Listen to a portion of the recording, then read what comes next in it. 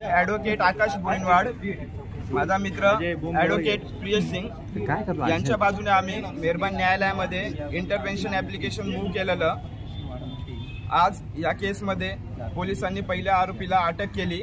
आरोपीला अटक करून त्याला कोर्टामध्ये हजर करण्यात आलं। कोर्टामध्ये हजर करण्यात आल्याच्या नंतर पोलिसांनी 14 दिवसांची पोलीस कोठडी मागितली होती। पोलिसांनी त्यांचा युक्तिवाद केला, सरकारी वकिलांनाही त्यांचा युक्तिवाद केला। नंतर आम्ही इंटरव्हेनर म्हणून कोर्टामध्ये अपियर झालो।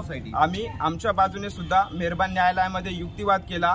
आरोपींचे जे वकील बोलत होते की बाबा कमीत कमी पोलीस कस्टडी द्यावी म्हणून, पण आम्ही इंटरव्हेनर म्हणून त्याच्यामध्ये सांगितलं मॅक्झिमम पोलीस कस्टडीची याच्यामध्ये गरज आहे, कारण ऑफेन्स जो आहे तो हिनियस आहे। याच्यामध्ये 6 ते 7 लोकांचा बळी गेला आतापर्यंतची अशी माहिती आहे। तो बॉयलरचा स्फोट एवढ्या जोरात होता की त्याच्यामध्ये लोकांचा बळी जातोय। इतरचा जो आजूबाजूची जी विसिनिटी होती त्याच्यामध्ये काही घरांच्या दुकानांच्या वगैरे काही खिडक्या काचा फुटलेले अशा बातम्यांमध्ये कळते।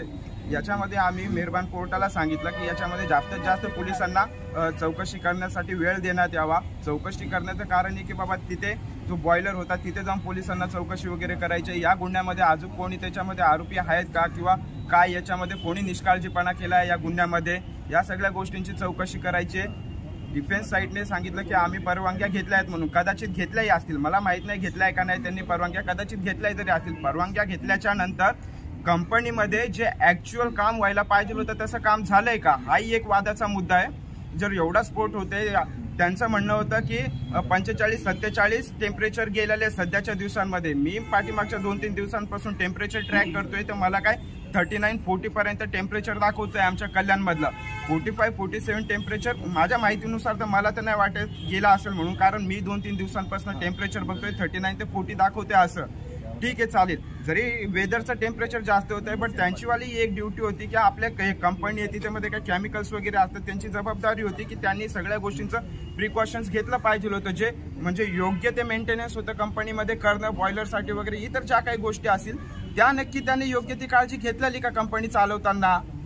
जर कदाचित जर काळजी घेतली नसेल किंवा काय, अजून तोही वादाचा मुद्दा आहे, काळजी घेतलेली किंवा नाही, या सगळ्या ज्या गोष्टी आहेत, जेव्हा याच्यामध्ये एकदम फुल फ्लेज इन्व्हेस्टिगेशन होईल, इन्व्हेस्टिगेशनमध्ये या सगळ्या गोष्टी कळतील। साहेब आपलं नाव काय? ॲडव्होकेट आकाश बोईनवाड। आम्ही इंटरव्हेन्शन मूव्ह केलेलं ॲडव्होकेट प्रियेश सिंग नावाने। त्याच्यामध्ये आम्ही आर्ग्युमेंट केली, सांगितलं की याच्यामध्ये सोसायटीच्या अगेन्स्टमध्ये ऑफेन्स झाला, सोसायटीला लॉस झाला, याच्यामध्ये काही इनोसंट व्यक्ती जे आहेत त्यांचावाला जीव गेला याच्यामध्ये, म्हणून योग्य तो तपास होण्यासाठी पोलिसांना जास्तीत जास्त पोलीस कस्टडी मिळण्याची आवश्यकता आहे। म्हणून पोलिसांनी 14 दिवसांची मागितलेली, पण मेहरबान न्यायालयाने 29 मे पर्यंत पोलीस कस्टडी ग्रांट केलेली। आता आरोपींना 29 मेला परत प्रोड्यूस करतील मेहरबान न्यायालयामध्ये।